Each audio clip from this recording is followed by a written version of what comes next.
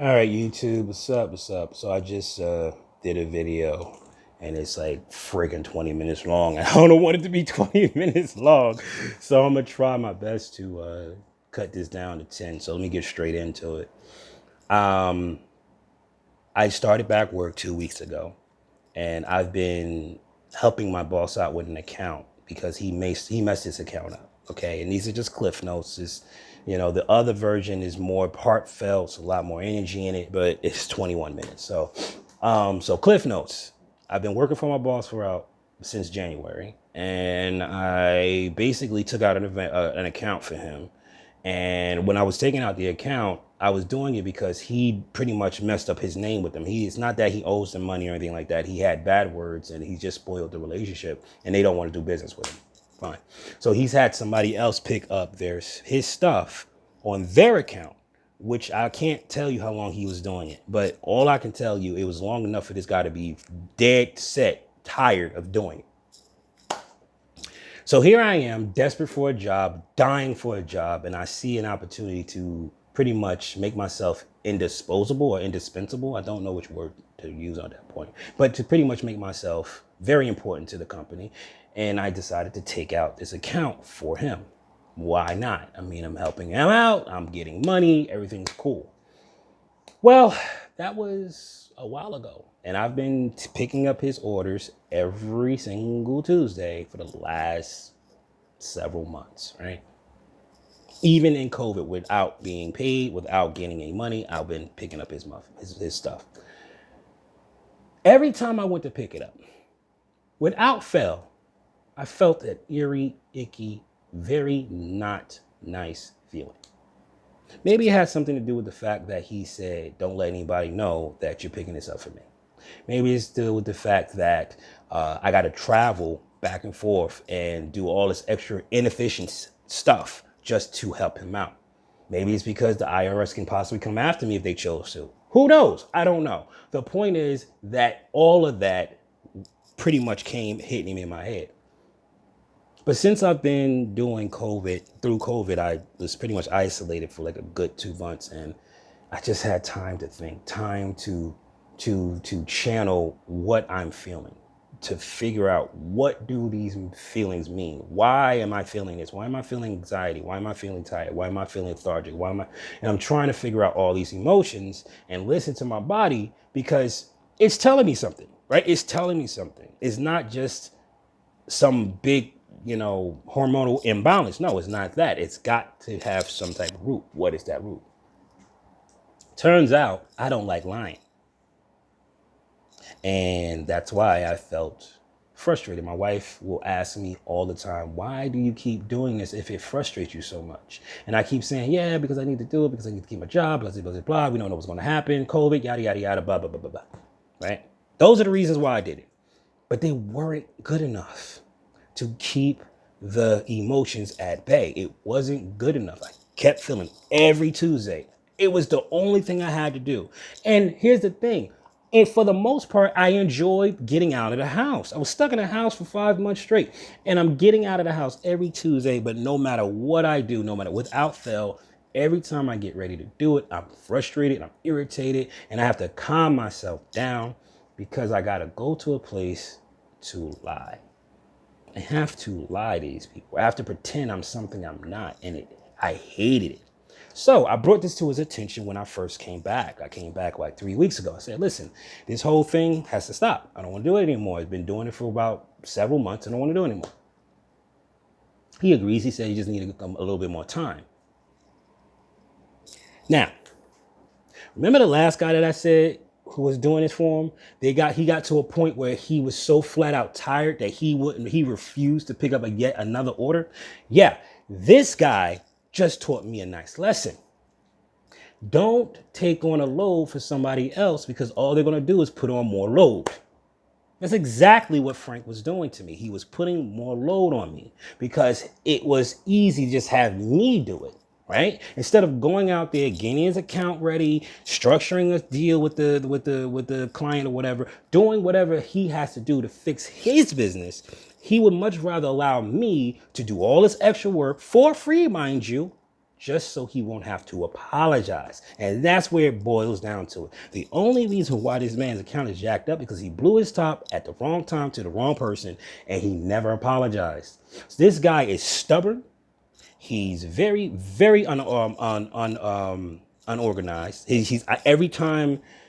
Look, it's annoying. Okay, it's frustrating. I have to wait at least an hour for him to get his stuff together so I can do my job. He always says to me, "What's taking you so long?" Dude, you put me an hour and a half behind schedule. What makes you think I'm going to get that done on time? This is how he thinks, man. Whatever. So, let's get to it. I told him this week, this will be the last week that I'm picking it up. I meant that. I'm the type of person, once I say I'm not going to do something or I am going to do something, you can take that shit to the bank. That's how important my word is to me. I do it. I said, this is the last time. That's it. Of course, he had a problem. Of course, he wants to talk about it. He says, well, we need to talk about it. But you know what? I'm going to show you the text messages right now.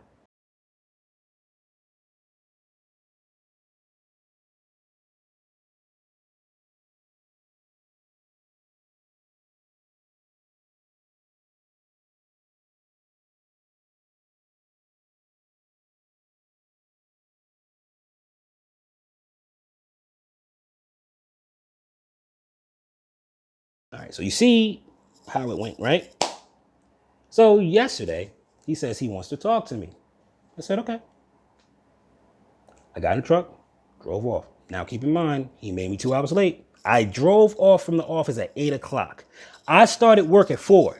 I left that office at 8 freaking o'clock because of him. 8. That's how much time he blew from me. Now, it takes me about an hour to load, about an hour to get to pick up everything.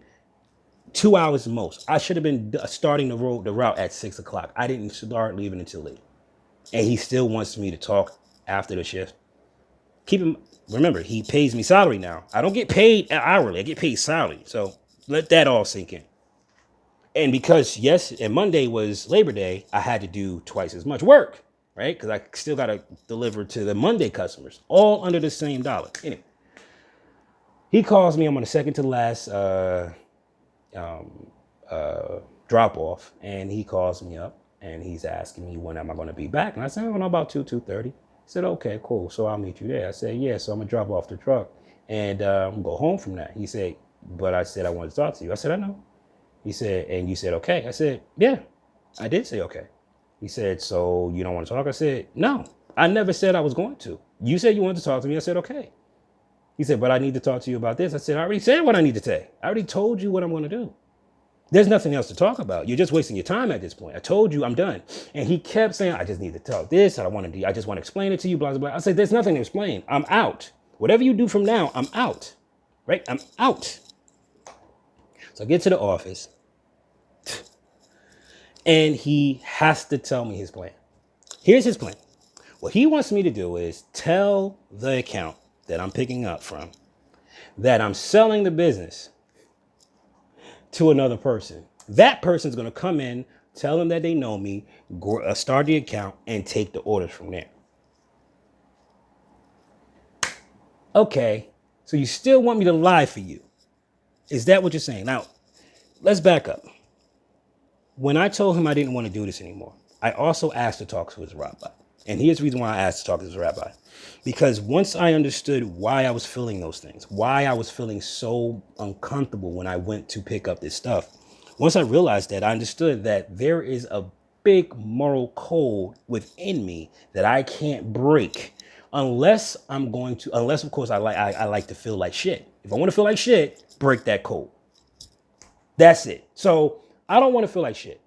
Okay. But I don't want to go to Christians and ask for help there and ask for guidance there because I have this huge problem with Christians. I grew up a Christian and I see the deceit. I see the lying. I see all the problems that comes along with Christianity, the fakeness. I see it. And I've seen it for so many years that I have a bad taste in my mouth for Christians. So if I go and talk to, let's say, even my ex-pastor, I'm going to look at him sideways because I know who he was. I know why I left the church. And I know he had a part to play in that. Why would I go to him for advice? I don't want to. I'm not saying I won't, but I don't want to, which is why I asked the rabbi, because that's a completely different slate. That's not even Christianity. That's a completely different way of thinking, a way of being, a moral code that's far superior, in my opinion, than most Christians carry. So I'm going in there with a blank slate. That's why I asked to talk to his rabbi. And I even explained why I want to talk to his rabbi, because I feel icky and I need to balance this, and I need answers. Why do I feel so bad? You know, because the Bible clearly says he's going to deal with you based on your own measure of understanding. This means that if you think you're lying, you're lying. That's it. If you feel that you're deceiving somebody and you don't feel good about it, then you're deceiving somebody and you shouldn't do it. This is what it means to do unto others as you would like them to do unto you. Okay, so that's why I need to talk to my rabbi. I told him that. I told him I don't want to lie anymore. I don't want to feel like that anymore, because that takes me down a bad path. I don't want to do it. And here this guy right now asking me to deceive somebody yet again for his benefit. And I even said to him, I said, that's deception, which is a form of lying. He said, you can say whatever you want. Just do this one thing for me. I said, I'll think about it. And I've thought about it. And I'm not going to do it. This is what I'm going to do. I'm going to give him a choice. You can figure this stuff out on your own and leave me completely out of it, which is the best idea for him to do, right? Because I'm basically enabling him by getting this account. Right? Doing this, I'm enabling him because I see where he's falling short. I see where he's messing up. It's because he's too damn stubborn and he refused to accept that he needs help. He wants to seem like he's the big fish in the pond when he's nothing but a guppy, right? He's a guppy trying to be a shark. Okay? All he needs to do is swallow his pride and realize where the hell he truly is and say, look, I need help. This is what I need to help with. What do I need to do to start? If he can just start, hell, if he can just stop yelling at the freaking vendors and getting into problems with the vendors, if he could just stop there, he would do much better.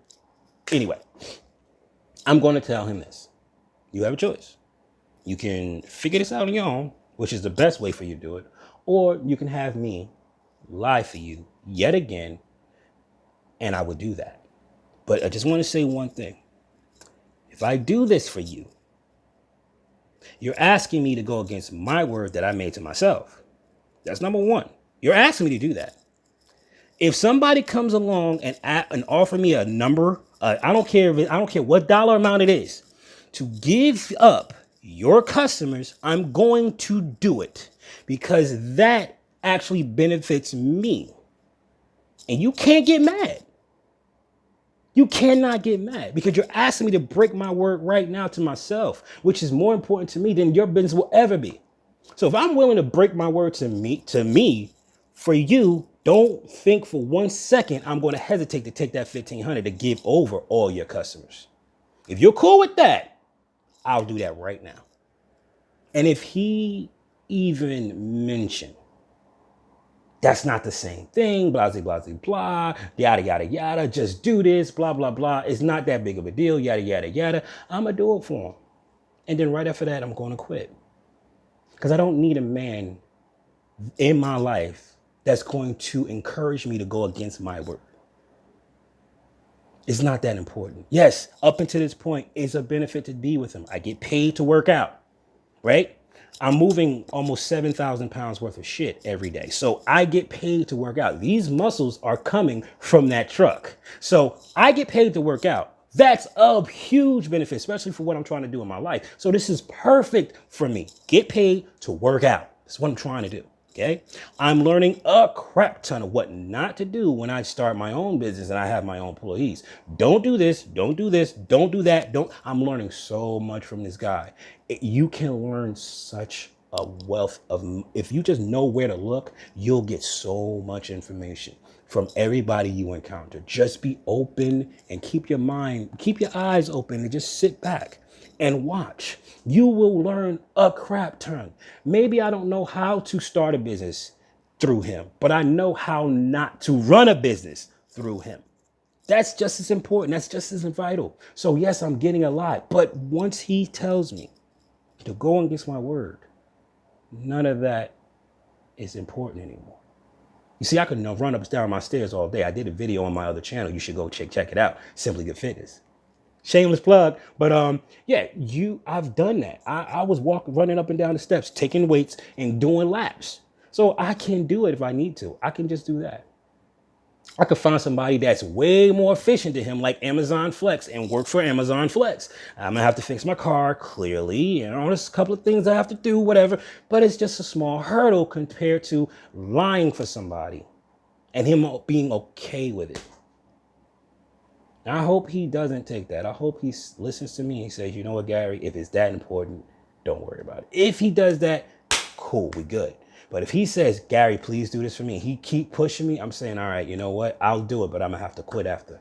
Because if you're so hell-bent on pushing me to go against my word so you won't have to apologize, you're not the man I wanna be associated with. Sorry. If your ego is that big, I need to get you out of my life. I spoke to my wife about it. She agrees. She understands my plan. She understands my stance. And that's what I'm going to go with. What do you think, guys?